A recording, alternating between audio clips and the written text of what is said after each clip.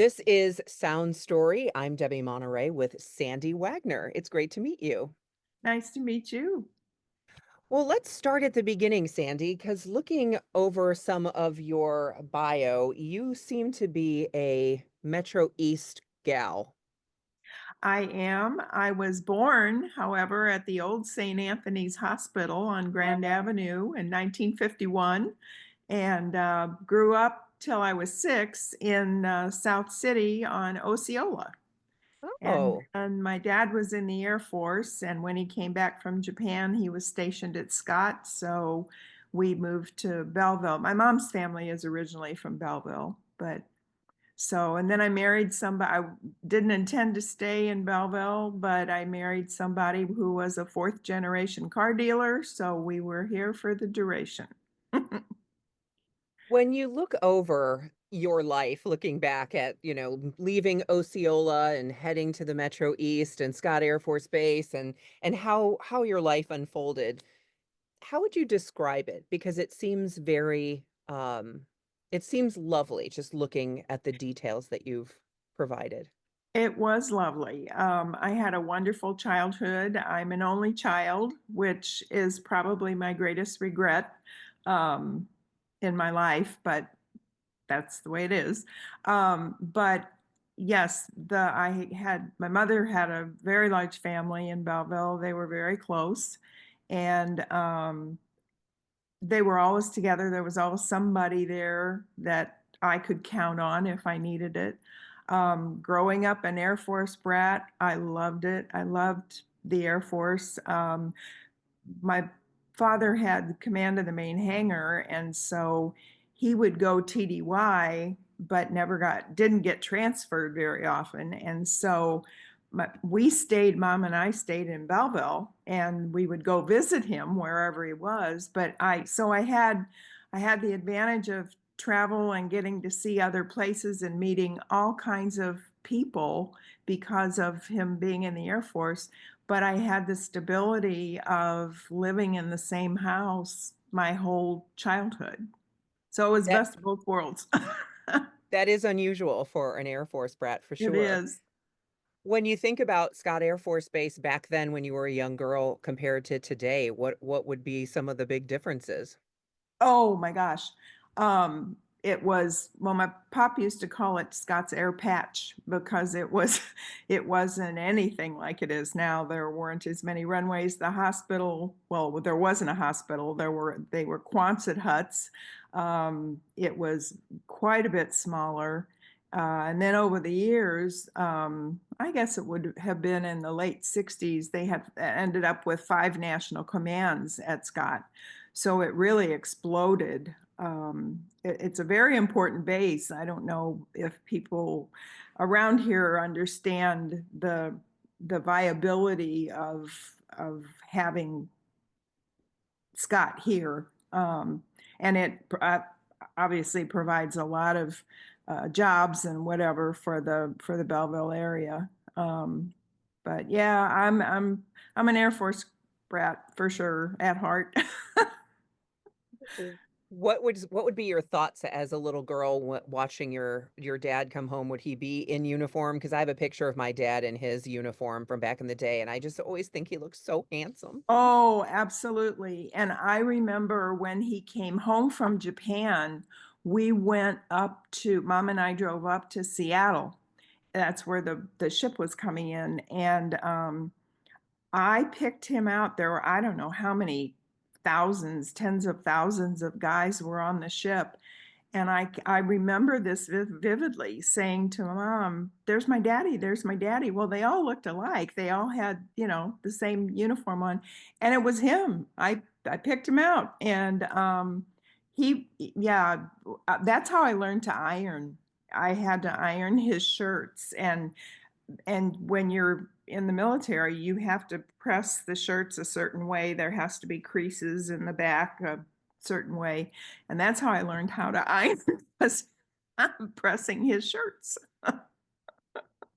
You mentioned that you did get to travel and meet other people. What were some other important things or life lessons you think you may have learned by being an Air Force brat? Oh, being exposed to all kinds of people. Um, my mother, we every holiday we had airmen who would join us for holidays that didn't couldn't go home for the holiday or whatever. They were Black, they were Asian, they were all, I mean, just every kind of person you could possibly think of. And so I it never occurred to me that they were just people in the Air Force. It never occurred to me that there was a division. And growing up in St. Louis, there was a great division between blacks and whites when I was young in the early 50s, and but it I don't know, at our house it just never made any difference. So, and I've carried that through. Hopefully, I've taught that to my children that all people are the same. How did you how did you deal with that difference between what it was like in your home and what it was like in the rest of St. Louis or the rest of the world? Well, I guess I was an advocate for the underdog always have been. Um, I'm not somebody that keeps my mouth shut if I see an injustice happening or whatever. Um, and so I think that I knew it worked in my life to accept folks. And I didn't, it was really hard when I was younger to understand how some people saw that difference and couldn't get over it. Because to me, it wasn't an issue. Still isn't. Let's talk about Belleville because it definitely has some great history and there are some dedicated people in Belleville working to always improve things. But if you look back to your childhood in Belleville, what are some of the things that you loved doing the most? Or is there anything that you miss about old Belleville? Oh, school picnic. School picnic was the whole town shut down. Um, and there are 13 feeder schools that feed into Belleville. Well, that's a different story, education wise. But there are 13 feeder schools that feed into District 201, which is the high school district. Now, most of those districts are quite large, but when I was growing up, the main district was 118, which was the Belleville School District. And the whole town on picnic day, which was usually in the middle of June, would shut down and everybody went to the school picnic parade. And I would always, everybody got a new dress and you had your little frilly socks and whatever. And then everybody, after the parade, everybody would go to Bellevue Park and had the picnic. And there were rides and fish and hamburgers and whatever. But oh, picnic day was just wonderful. Belleville, I don't know. I have a love-hate relationship with Belleville. As I said, my husband was a fourth generation Buick dealer, and so we are committed to the success of Belleville. But sometimes they can't see the forest for the trees in regard to I don't know if it's that old German background that you just don't take the chance and I think there's a lot more potential in Belleville than business wise. And I mean, we don't even have a public swimming pool. It's a town of 40,000. So have a little bit of vision. And I don't see that. It's getting better, but it was an old boy system when I was growing up, and but so many stores on Main Street, mom and pop stores, clothing stores, whatever. And I don't know if you know, but I don't know when it was, probably in the early 60s, late 50s. Um, they declined um, the interstate going around Belleville, and instead it went through Fairview Heights. So they declined. And so you can see business-wise, what that did for Fairview, and Belleville was kind of out of luck. That was a very short-sighted decision, I think, but nobody asked me, so Well, it sounds like Belleville and St. Louis do have a lot in common. St. Louis with their railroad early in the day and also being afraid to take a chance and try something new. Oh, we've frozen up. Hang on just a second. I'm not sure if this is me or you.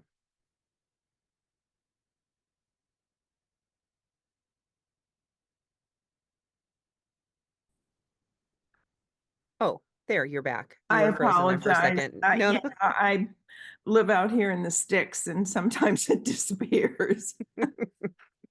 Yeah, I can't remember what we were saying. Just about the Oh, unwillingness to take a chance. right, right.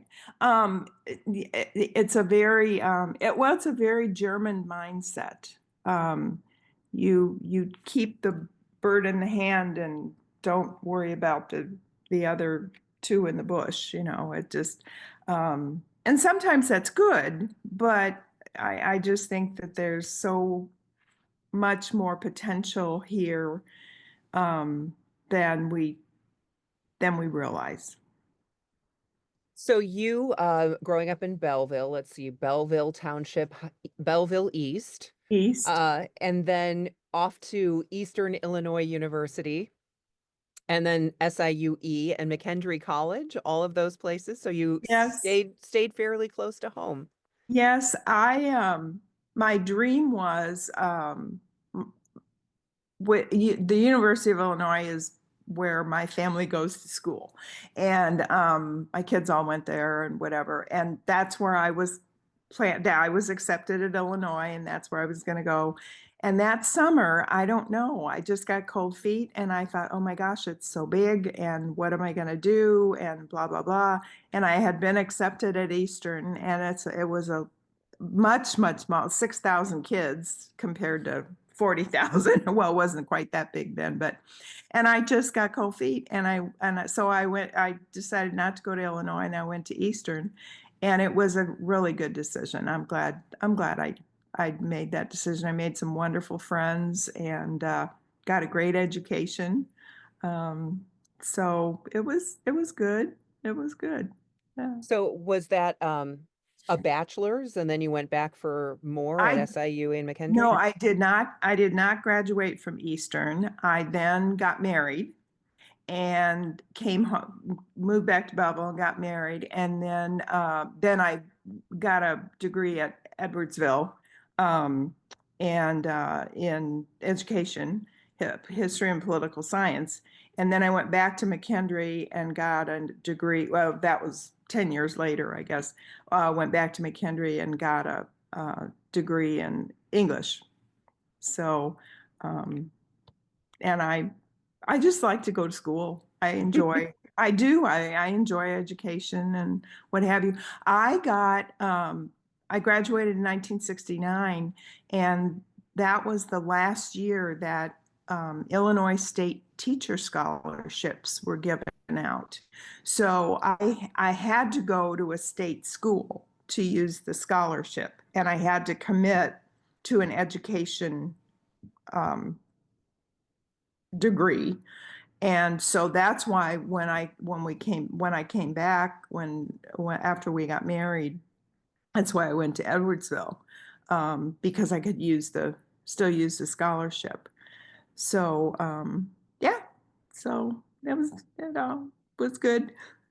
Well, let's talk about getting married. That would be Rusty.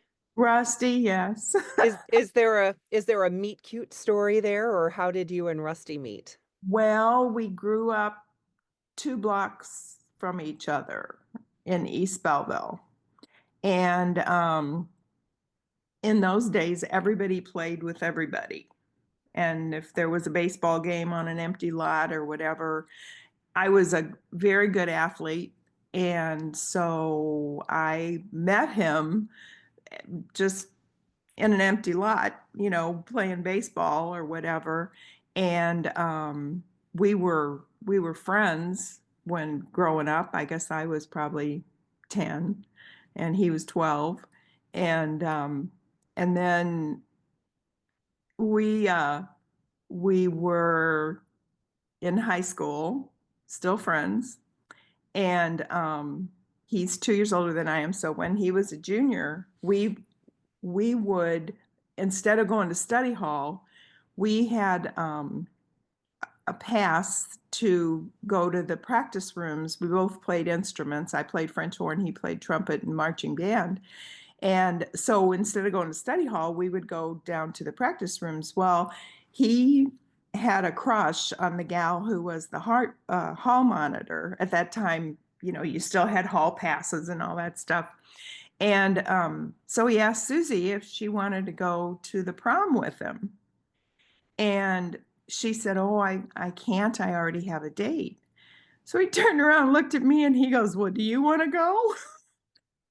And I was 14, and I said, "Sure." So we've been together ever since. Since you were 14. That's amazing. I was probably almost, well, I was almost 15, but yeah. So it, Is there anything you can tell your children about high school Rusty that they may not know? um, he was a stinker. He isn't now. He's a rule follower, but he wasn't in high school. Um, he was he's got a great voice. He's always been a good musician. He's an organist. He took organ lessons from Ernie Hayes. Ernie was a good friend of ours, and but he he tried to run around with the bad guys, but he didn't really fit in. He did. Oh, Rusty. Oh, he did a couple of times. He got a D card, and you had to, if that was like halfway through the semester, you'd get a halfway point of, what your grade was, and he got a D card and he signed it himself. He signed his dad's name and got caught. So Oh, I'm sure they will love those stories. As speaking of your children, you had mentioned one of your big regrets was being an only child, so you did make sure that your oh children would not yeah. be only children. Yeah, we both wanted a big family. We didn't really plan on having 3 kids in 4 years, but that was a little much. But now as I look back, it was great because they're all best friends now, and they grew up, eh, with the same bunch of friends, and it's turned out well. They will kill each other and on any given day, but they're always there for each other. So That is fantastic. I think that is every parent's dream that their kids are best friends and get along. they are. I mean, and they are. My daughter and our oldest son live here in Belleville, and then our middle son is lives in Des Moines. But I would say they talk to each other 2 or 3 times a week. They stay in touch, and um, and then I'll get the call, "Mom, did you know David? Did you know Michael? Did you know that?" Like, no, but I do now. And grandchildren? We have 6 grandchildren. Maddie is 25. Michael John is 21. Jacob is almost 18. Sophie is almost 20. And then we have twins who are 14. So they're it they're good friends too. They do a lot together. I always tried to, well, at least the oldest four, because the twins were not around as much. But if I would we would try at least one weekend a month to have them all for the weekend, and when they were little bitty, I'd put them all in our hot tub and put bubbles in it, put bubble bath. they would they would swim In the hot tub. in the hot tub.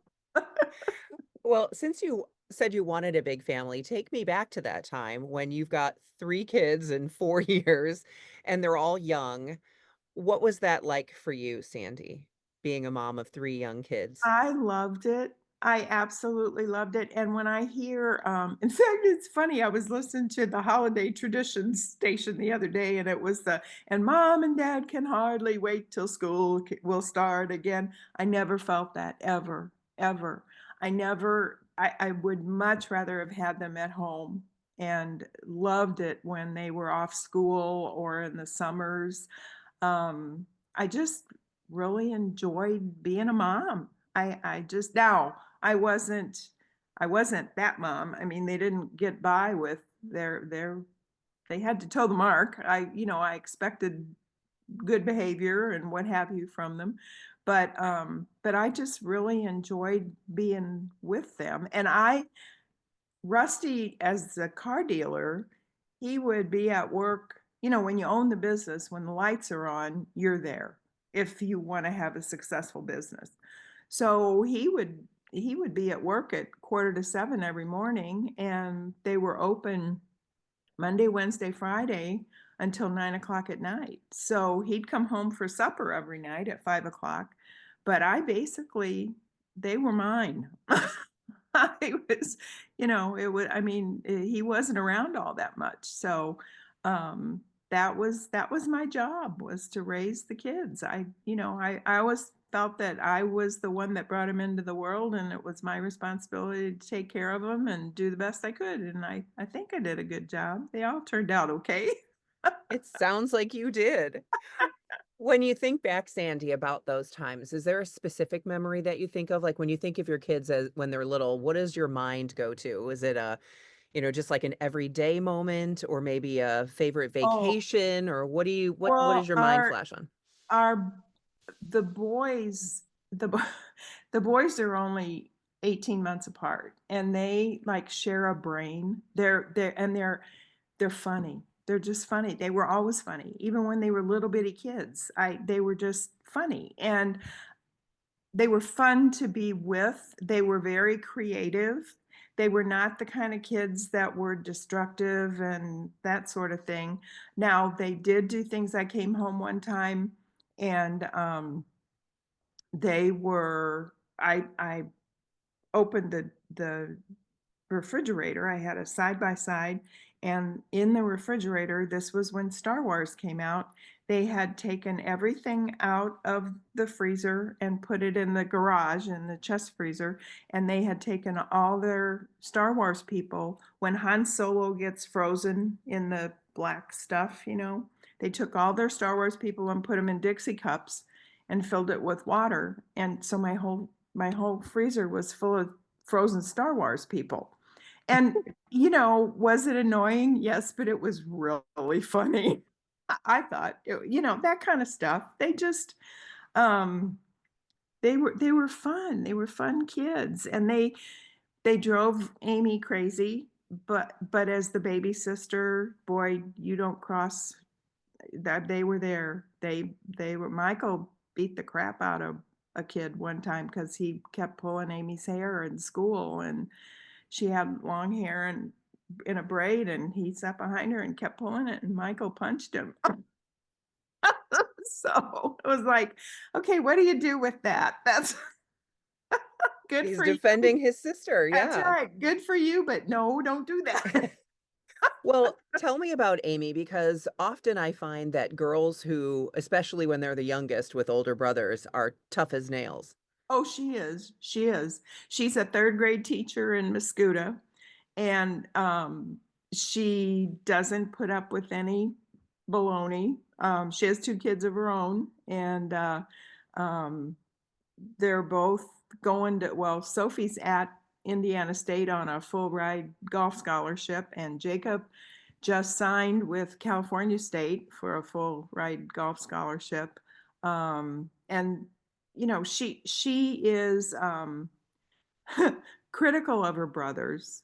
Well, why did he that's just stupid. Why did it why I mean, even today, she'll still say, "Do you know what Michael did? Do you know what" I'm like, "Yeah, I do." But it's not your job to not your circus, not your monkeys.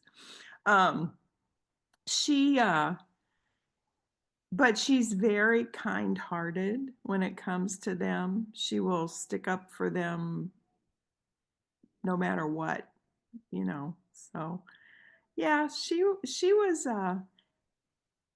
teased.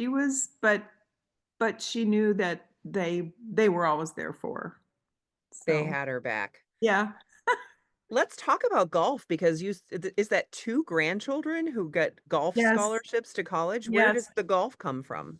Well, their dad, Ryan, Amy's husband, he had a full ride to SEMO, and he was on the Pro-Am, circuit and, married, and sh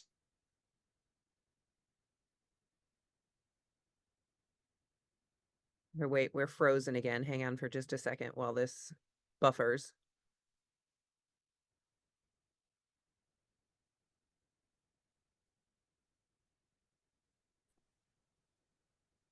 oh, Okay, we're okay, back. Sorry. The good. joys of technology. Yeah, well, All anyway, right. So you their had dad it had stopped their dad right. it froze when you were talking about how he had a full ride to SEMO. Okay, and he was on the Pro-Am tour, and, he when they got married and then she got pregnant with Sophie, he just decided that he wanted to be with his family. His mom passed away when she was 39 years old of breast cancer. So family is very important to Ryan. He's very cognizant of what his role as a parent is. And so he didn't and I thought the kids didn't really start playing golf competitively till they were about 12. And I thought he would really push them to play golf. But they both just gravitated to golf and they're both good. They're really good. And Jacob, all 4 year, well, Sophie too, they both made the top 10 in the state of Illinois all 4 years in high school. So they're good golfers, and not because daddy wanted them to be. He's there for them. He helps coach and that sort of thing. But he doesn't he I was very surprised. I thought he would really push them, but he doesn't. And he told him, if you don't want to play golf, don't play golf. That's okay. So, but they're both very, very committed. I don't know that they um, have aspirations to go on the tour or anything like that. But it's really been a good experience for them, just across the board to be I asked Jacob because he's a really good baseball player too, and he said, and it's hard to play golf and tennis and baseball because of the swing and that sort of thing. So he chose after his freshman year in high school, he chose to give up baseball. And I said, well, why did you do that? And he said, well, because in baseball, you got 8 other people you got to depend on. In golf, it's all me. And if I screw up, it's my fault. So, that's a good thing for him to have known uh, Yeah, that young. So, determine your own fate in golf. right. Well, you mentioned that your job was to raise those kids and you obviously did a great job, but it also says that you taught dance and piano. Can you talk about Yes. that? Yes, yes. I took dance, I don't know, from probably second or third grade, and all through high school and in college. You could choose for PE, so I always chose dance. And there was a lady here in Belleville. Her name was Selma Heineman Kissel, and she had a small studio. She was a Rockette. And anyway, she was from Belleville. And I started out, I played piano. I started taking piano lessons when I was probably 8. And she did not use canned music. She had a piano in the studio, and I played piano for her.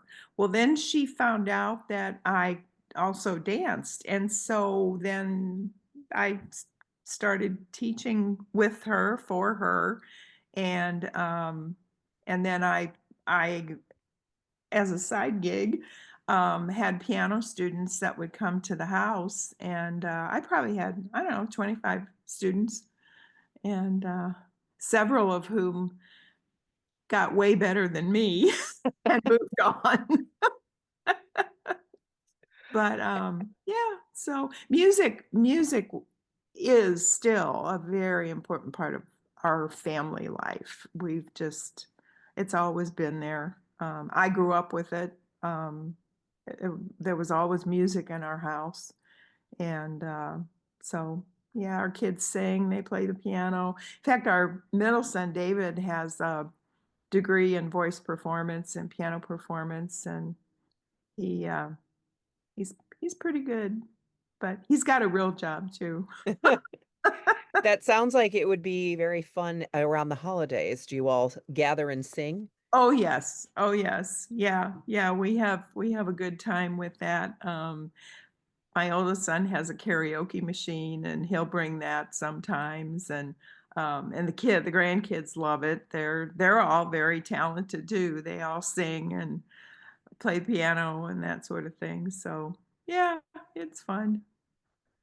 When you think about this idyllic childhood that you had and raising these children, um, talking about how fun they were and how creative, and now you look at your grandchildren, what do you think are the differences between how you grew up, how your kids grew up, and kind of the world that your grandchildren are growing up in? Do you think it's easier today or harder, or what Oh, do you think? no. Oh, no. I think social media has just done a job on these kids. I really do. I think there are great advantages to phones and whatever, but I think I think that especially phones and iPads and what have you have taken the place of, like, when you go out to a restaurant and you look around and the kids are all looking at their, well, we didn't do that. We had dinner every night at 5 o'clock when Rusty came home,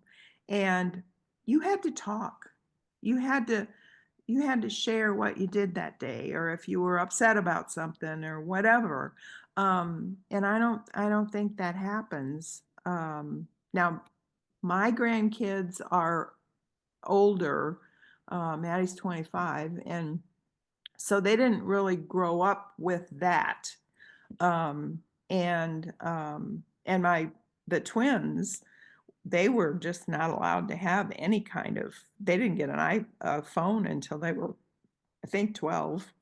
So they were not in that. But um, and I think safety wise too, like my kids, they would get on their bikes, they'd be gone for 5 hours in the neighborhood riding around, and I didn't worry about it. Well, I don't think you can do that anymore. Even if you're in a town like Millstadt, in a nice subdivision, I just would be very cautious about letting kids be kids. Sadly, yeah. I know you do some volunteer work. Can you talk about maybe some of your favorite organizations that you volunteer for and Oh gosh. That was my that besides being mom, I guess volunteering has been um my job. I've been involved in a lot of different social service agencies. My heart belongs to CASA, Court Appointed Special Advocates. We represent abused and neglected kids in juvenile court who have kind of slipped through the cracks.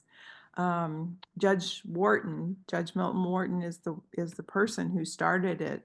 I don't know, 30 some 5 more years ago here in Belleville. He was juvenile judge at the time, and it's been a long haul to get the judges on board, to get the police on board, but we are a well-oiled machine now. We are represented in 5 counties now in Southern Illinois, and, we served, I don't know, probably 900, between 900 and 1,000 kids last year, and there are still, oh, probably 400 kids waiting for CASAs to represent them.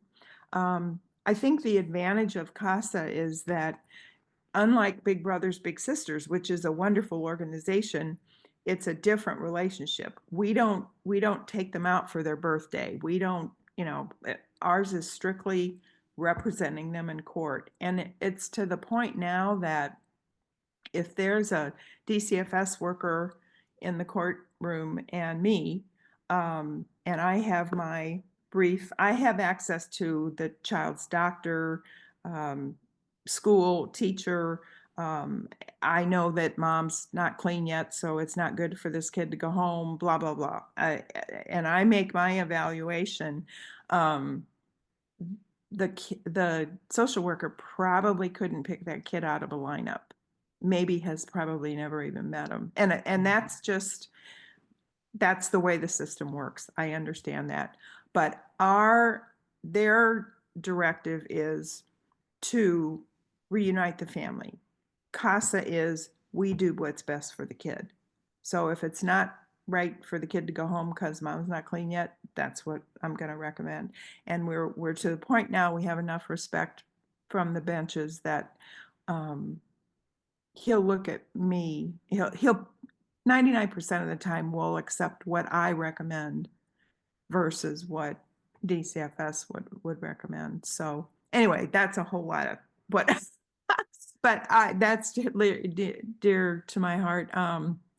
I've been involved. We're very involved in our church at St. Paul United Church of Christ in Belleville, and we do a lot of mission work, a lot of outreach, food pantry, all that kind of stuff. So, and now that Rusty's retired, I sucked him into the same thing. So he's doing it too.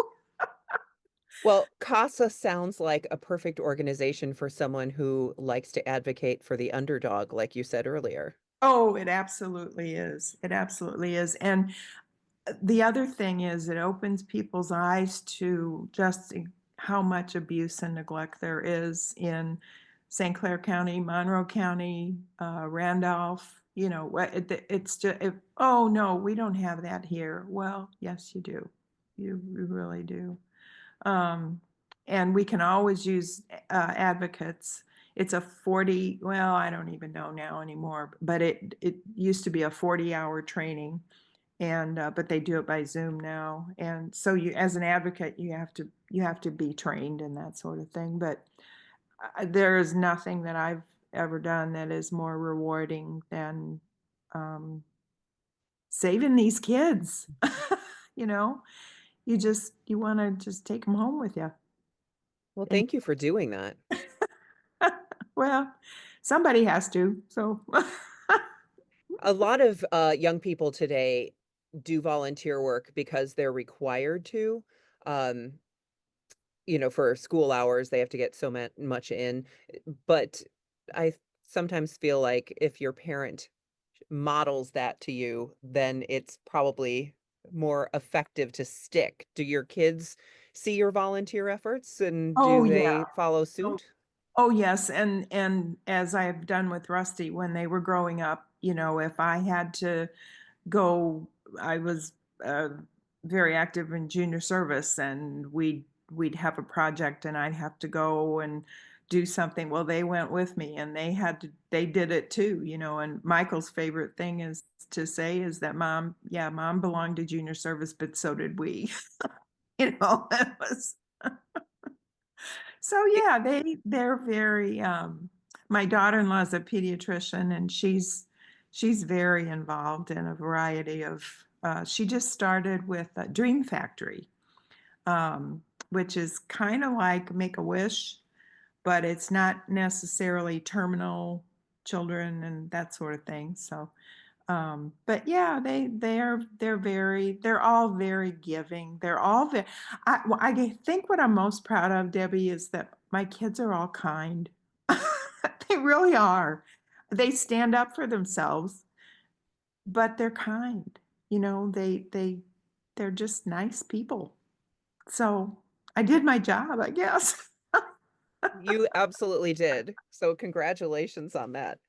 Um, kind and happy, it sounds like. They are, yeah.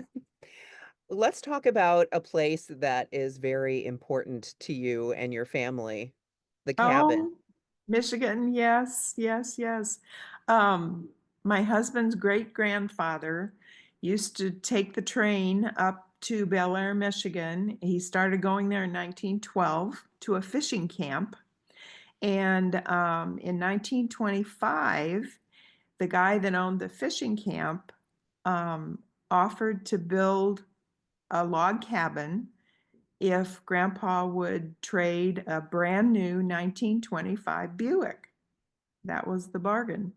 And they did, and he did. And we go there every summer. And when the kids were little, and Rusty would come for 2 weeks at a time, come home, you know, go back and forth. But when school's out, I would take the kids and we'd spend the summer in Michigan. They hardly ever spent a summer here in Belleville because why? You It's know, humid and it's right. sticky. Well, and that was one of the reasons that his great grandparents parents started going there. Apparently, his great grandmother had a, I don't know if she had asthma or what, but the weather around here really affected her. So they started spending the summer in Michigan, and it started out as a um, Oh, we're frozen again. Hang on.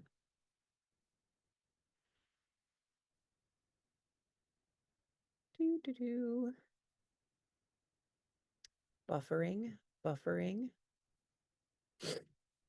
Hang on, Sandy. I don't know if you can hear me, but okay, all right, oh, yeah. wait. Okay, now you're back. Okay, so you said the last thing I heard was it started as.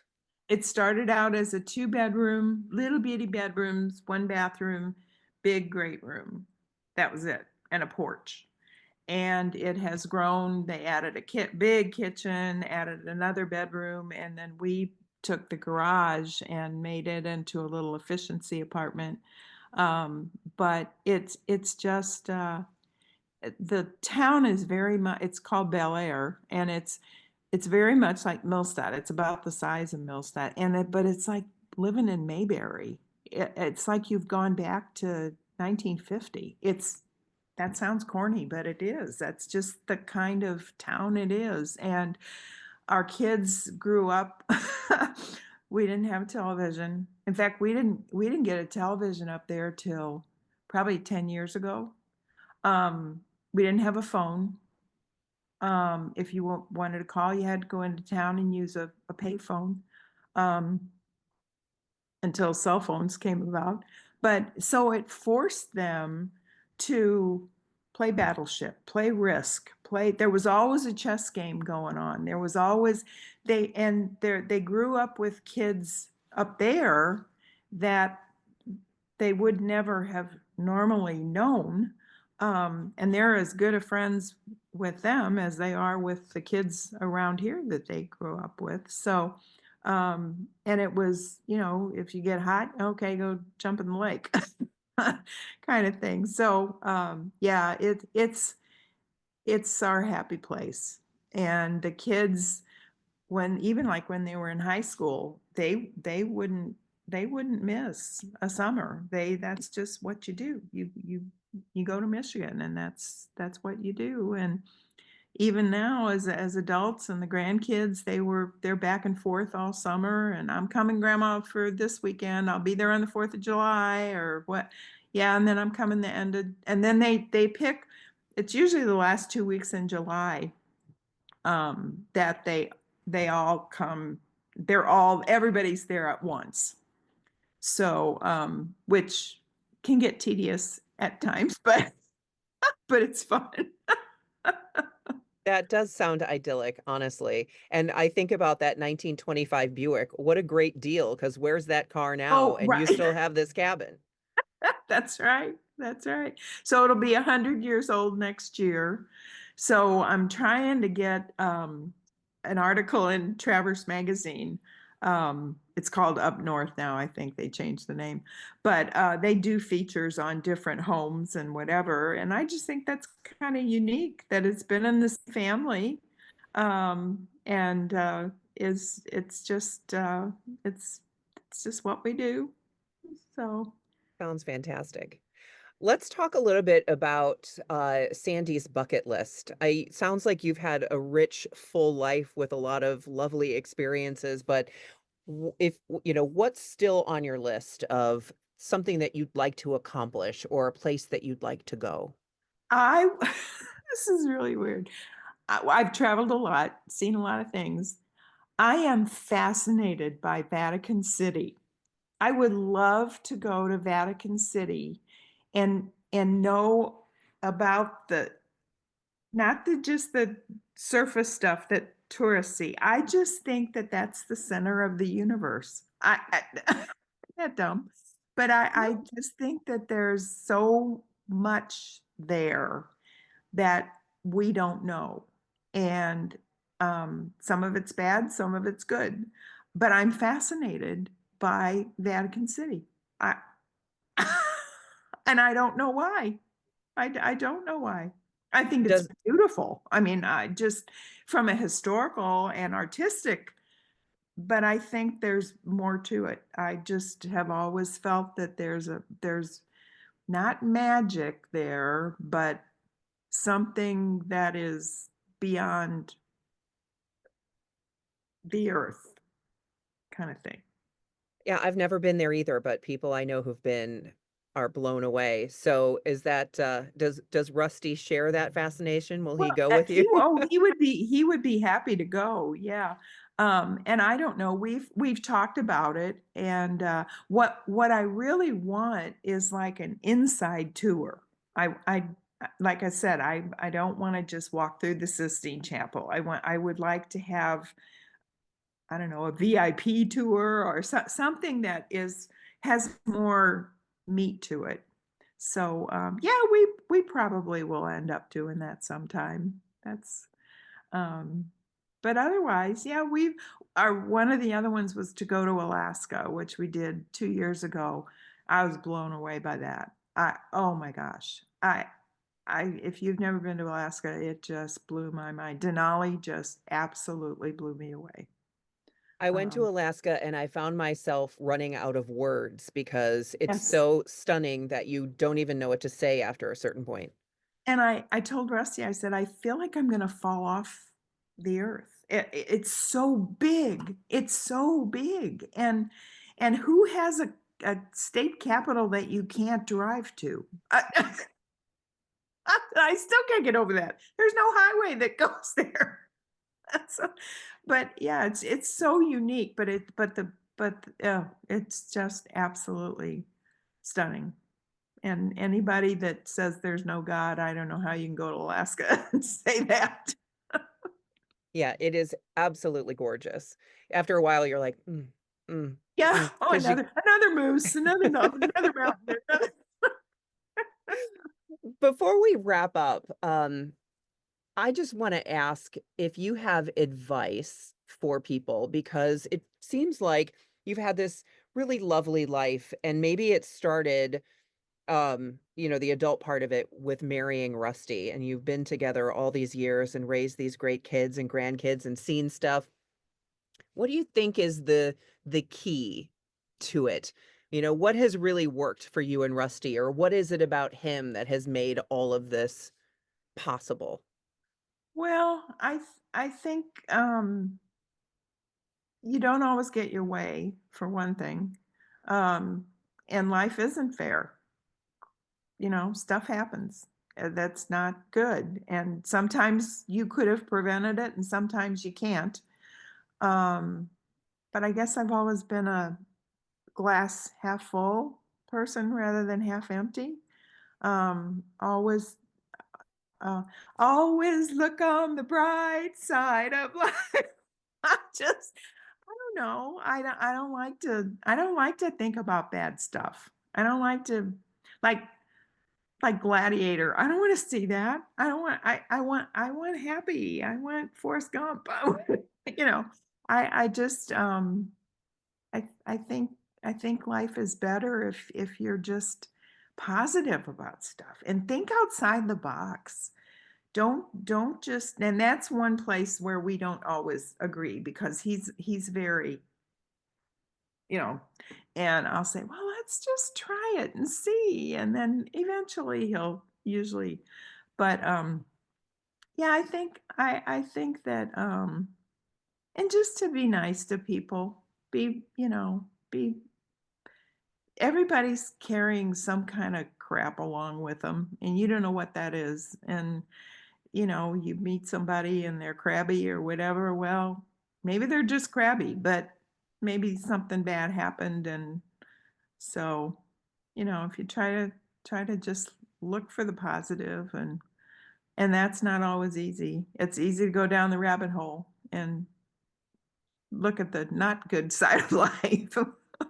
It seems like there's a lot more meanness out there lately. So I think, Sandy, if we had more people with your mindset, this world would be a much better, nicer place. Oh, well, thank you. I have noticed that people are angry. They are mean. Mean, that's a good word. Yeah. And everything's about me. The rules don't apply to me.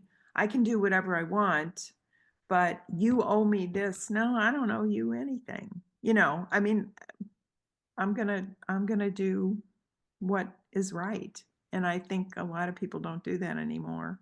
And I don't know where that glitch happened, where we started going downhill. But just keep fighting the good fight and Mhm. hope for the best. Well, Sandy Wagner for president. Well, I will say I probably could do a good job. No. I, I think you could. No, I would the way I ran my classroom, shut up, sit down because I said so. Maybe we need a little more of that in today's world. Well, Sandy, it has been a pleasure talking to you and congratulations on a lovely life. And I hope that in future generations, your great, great, great grandkids can watch this and appreciate the lovely person that you are. Well, thank you, and I thank my oldest son and his wife and Jeannie for doing this. I don't know where he heard it on Camel X or someplace. I don't really know, and he gave it to me as a gift. And yeah, so it's been fun. It's been fun. Made me think about some stuff I haven't thought about for a long time. Well, good. Well, good.